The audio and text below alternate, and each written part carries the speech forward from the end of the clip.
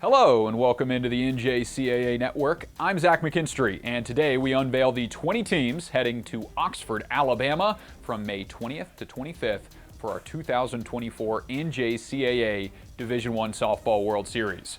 4 at-large teams this year in a 20-team double elimination tournament, so the bracket looks a little bit different. Here's what I'm talking about. The bottom 6 teams by rank will play each other to try and get into that first round, so to speak. So the 16 and 17 seed will play each other out of the gate, winner to take on the number 1 seed. Then the 13 and 20 will play each other with a winner to take on the 4 seed. The 14 and 19 will play each other with a winner to take on the 3 seed. And then in that bottom right side, the 15 and 18 seeds will play with a winner advancing to take on the number 2 seed. The start of this tournament on the NJCAA Network, once we get to May 22nd, all those games switch over to ESPN+, so make sure to keep that in mind. And if your team keeps advancing, you get some more ESPN coverage. Well, all right, now that you got a look at the bracket, let's go ahead and dive into our seeding for this tournament. Starting with the number 1 overall seed, it is McLennan. The Highlanders have been far and away the best team in NJCAA softball this year, finishing 57-2 while sporting a top 2 batting average, on-base percentage, and slugging to pair with their top 3 ranked batting average against and ERA.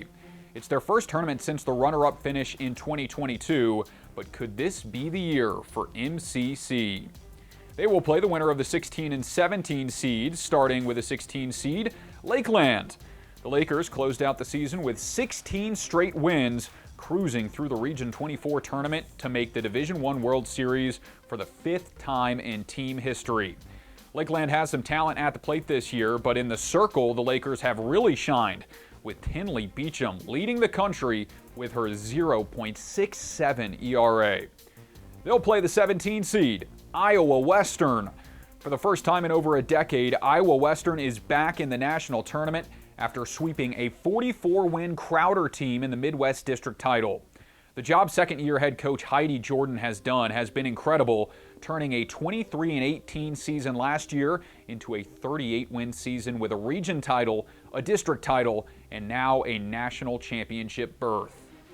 Moving along, it's the 8 and 9 seeds that will play, starting with the 8 seed, Chattanooga State. The Tigers won 14 in a row, punching their ticket by winning the Region 7 tournament. The pitching has been phenomenal in that stretch, allowing 1 run or less in 7 out of the last 10 games. Chattanooga State returns after missing out last year. They will play the 9 seed and our first at-large team into the tournament, Southern Idaho.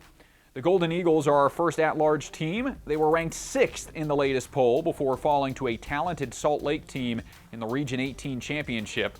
It's the 6th all-time appearance for CSI and the 3rd straight for Southern Idaho.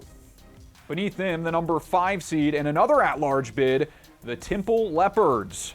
They get in as the 5 seed. Grayson got the best of them in the regional tournament, knocking Temple out 10-3, but the Leopards' dreams stay alive thanks to their outstanding regular season, which included a top 5 batting average and on-base percentage in the NJCAA.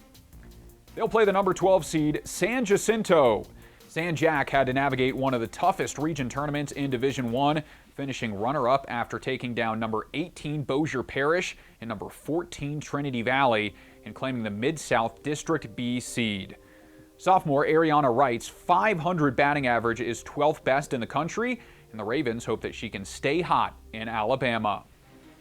Moving along, the number 4 seed is another at-large bid, the 3-time defending national champ Florida Southwestern. Back in the tournament as an at-large bid as the 4 seed, not much surprise for the Bucks, as a 52-win season came up just short in an extra inning battle against Eastern Florida State. Florida Southwestern still absolutely has the talent to win their 4th straight, and they will play the winner of the 13 and 20 matchup, starting with the 13 seed Odessa. It's the 4th straight trip for Odessa to the national tournament, but the first for new head coach Doug Eastman. The Wranglers have finished 3rd in each of their last 2 trips, but look to build upon that podium finish with their nation-leading .769 slugging percentage as a team this season. They'll play the 20 seed, Trinidad State. After dropping a one-run heartbreaker in the Region 9 championship last year, the Trojans hoist the trophy this year after a win over Otero.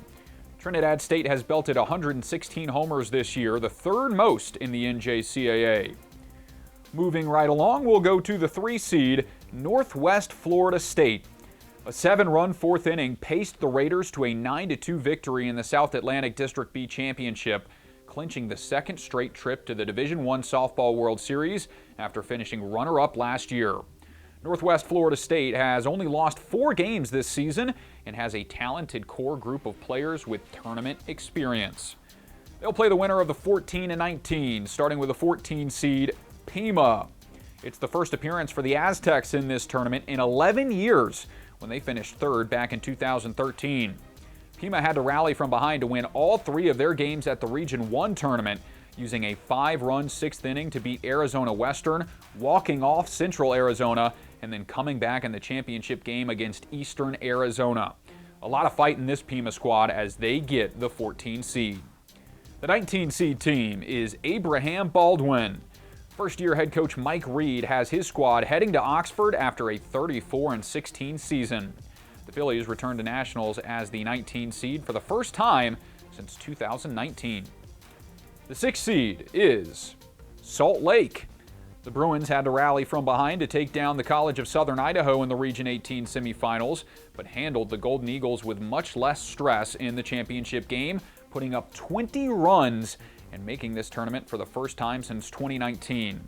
This is the best hitting team in the tournament, leading all of Division I NJCAA in average, on-base, and RBIs, and they look to keep those stats going at Choccolocco Park. The number 11 team is Wallace State.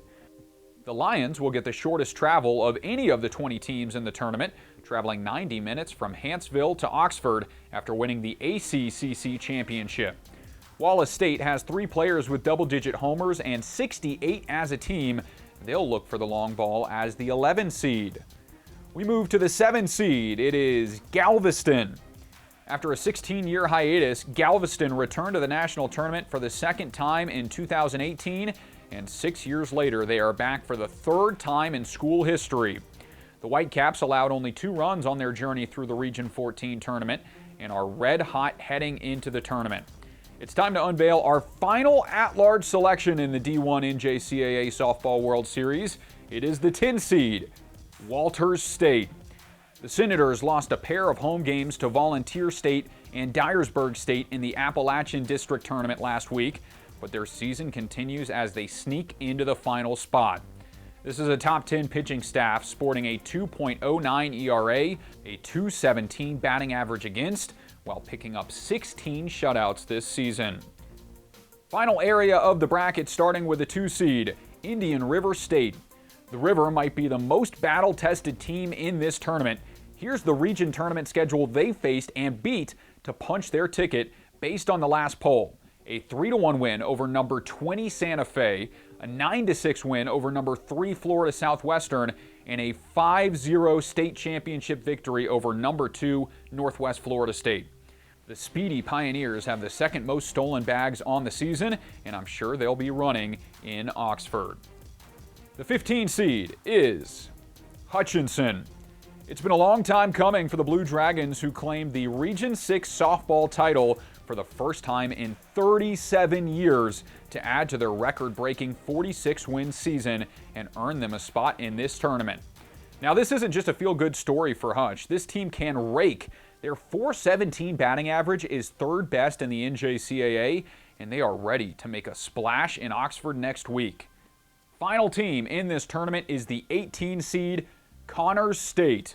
The Connors State men's basketball team was the surprise Cinderella in the NJCAA tournament a few months ago, and all signs are trending to Cowgirls softball having the same magic. Jaden Munn's clutch home run helped Connors State shock Seminole State and eventually win the Region 2 tournament to seal their spot in the national tournament for the first time since 1996. Now, with all the teams announced, let's take a look at the bracket filled out. Again, with the starting games, number 16 Lakeland taking on number 17 Iowa Western, winner to take on McLennan. Then beneath them, the 13 seed Odessa and 20 seed Trinidad State, winner to take on Florida Southwestern. 14 seed Pima and 19 seed Abraham Baldwin will battle to take on Northwest Florida State. And then to round out those first games, number 15 Hutchinson and number 18 Connor State will play for the right to play number 2 Indian River State. Here's what the rest of that bracket looks like in case you forgot. Number 1 McLennan at the top, then number 8 Chattanooga State, the at-large bid Southern Idaho, number 5 Temple, number 12 San Jac. And Florida Southwestern will play the winner of one of the first games. On the other side of the bracket, number 6 Salt Lake takes on number 11 Wallace State, number 7 Galveston to take on Walters State, and then as I mentioned, Indian River State, the 2 seed there for our tournament from May 20th to 25th in Oxford, Alabama.